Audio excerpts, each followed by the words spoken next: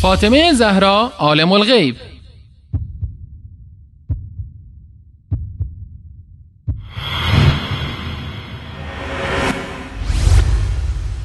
خود بیبی به آقا امیرالمومنین صلوات الله علیه عرض میکند که یا ابوالحسن انی اعلم بما کان و ما یکون و ما هو کائن.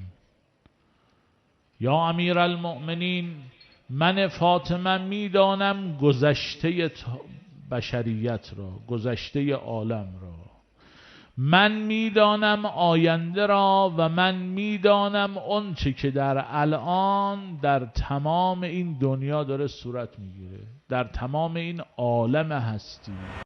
بینندگان گرامی، علم غیب یعنی این که انسان بدون استفاده از اسباب اتفاقی را پیش بینی کند. چنین علمی مخصوص الله متعال است و از اسرار علم الهی به شمار می رود. الله متعال می فرماید: قل لا يعلم من في السماوات والأرض الغيب إلا الله وما يشعرون أيان يبعثون. بگو جز الله هیچ یک از موجودات آسمان ها و زمین غیب نمی داند و نمی دانند چه زمانی برانگیخته می شوند. و می فرماید: وعنده مفاتح الغيب لا يعلمها إلا هو ويعلم ما في البر والبحر وما تسقط من ورقة إلا يعلمها وما تسقط من ورقة إلا يعلمها ولا حبة في ظلمات الأرض ولا رطب ولا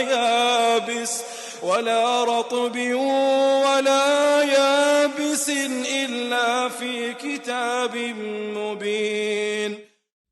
و کلیدهای غیب نزد اوست و کسی جز او از آن آگاه نیست.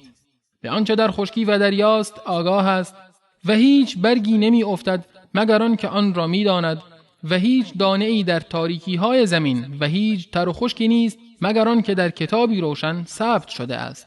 اما آخوندهای رافضی به مخالفت صریح قرآن کریم پرداخته و ائمه را عالم الغیب می دانند.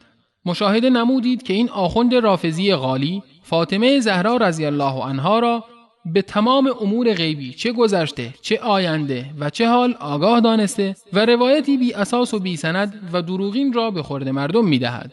ما به این آخوند می گوییم: آیا فاطمه رضی الله عنها در مقام و رتبه از پدر بزرگوارش رسول الله صلی الله علیه و آله و سلم هم بالاتر بوده است که پیامبر اکرم صلی الله علیه و سلم غیب نمی دانستند و ایشان می دانستند؟ الله متعال خطاب به رسول الله صلی الله علیه و سلم فرمود: قل لا أقول لكم عندي خزائن الله ولا أعلم الغيب.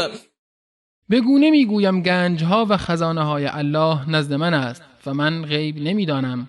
و اگر فاطمه رضی الله عنها به همه امور غیبی آگاهی می داشت، پس چرا به ایشان در زندگیشان ضرر می رسید و با مشکلات روبرو می شدند؟ در حالی که آیه زیر اشاره می کند که به دانای غیب هیچ ضرری نمی رسد. قل لا أملك لنفسي نفعا ولا ضرا إلا ما شاء الله ولو كنت أعلم الغيب لاستكثرت من الخير وما مسني السوء. بگو من برای خودم مالک هیچ نفع و ضرری نیستم مگر آنچه الله بخواهد و اگر غیب می دانستم سود بسیاری برای خودم فراهم می ساختم و هیچ زیانی به من نمی رسید.